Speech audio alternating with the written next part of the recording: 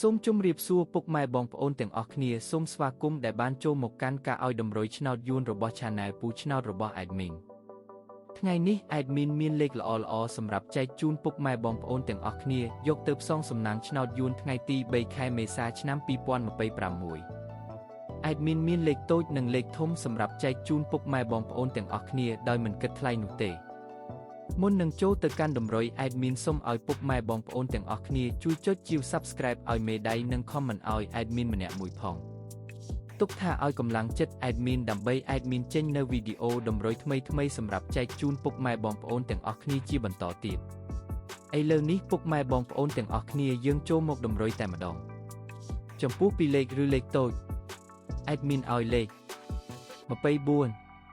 85 75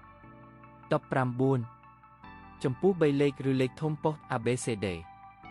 Admin ឲ្យលេខ541គុណនិង909គុណឬឯលេខអូសខ្ទង់ Admin ក៏ឲ្យដូចគ្នា Admin ឲ្យអូសលេខ10អូសនិង20អូស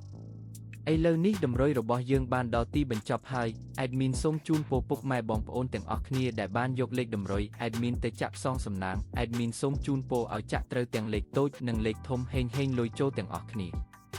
ជួបគ្នាថ្ងៃស្អែកជាមួយ Admin និងតម្រុយថ្មីជាបន្តទៀតសូមជម្រាបលា